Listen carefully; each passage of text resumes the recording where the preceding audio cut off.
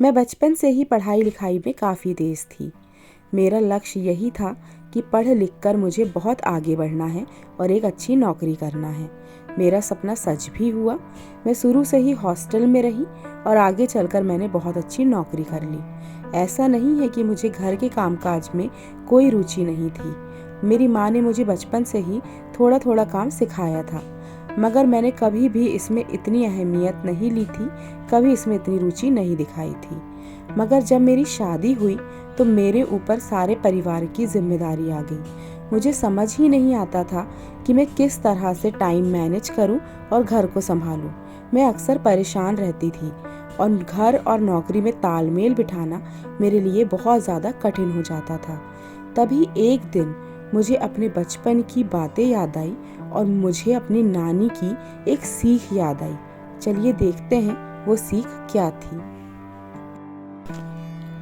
बात उन दिनों की है जब मैं 7 साल की थी। हम गर्मी की छुट्टियों में नानी जी के गांव बकानी, जो कि राजस्थान के झालावाड़ जिले में है, जाया करते थे और पूरे 3 महीने वहीं रहते थे। मेरी नानी जी बहुत ही सुघड़ और कुशल गृहिणी थी। सुबह से लेकर शाम तक बहुत ही व्यवस्थित तरीके से काम करती थी। मैंने उनसे एक दिन पूछा कि नानी, आप दिन भर इतना काम कैसे करती हो? तब उन्होंने मुझे समझाया था कि दिनचर्या अगर सही होगी तो आपका पूरा दिन अच्छा रहेगा। आप घर के अन्य सदस्यों का भी ख्याल रख पाएंगे और साथ साथ में अपना भी।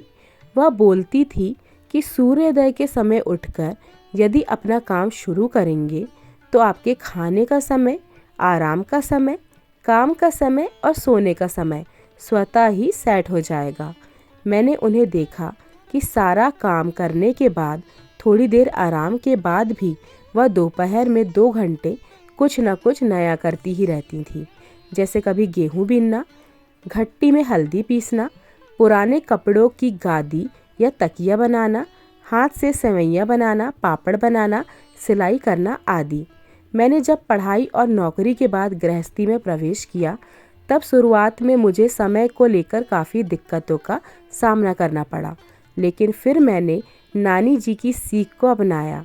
मैं भी अब सूर्योदय के समय उठकर काम की शुरुआत कर देती हूँ तो सारा दिन मेरा प्रोडक्टिव रहता है और अन्य रचनात्मक के लिए भी मुझे समय आसानी से मिल जाता है।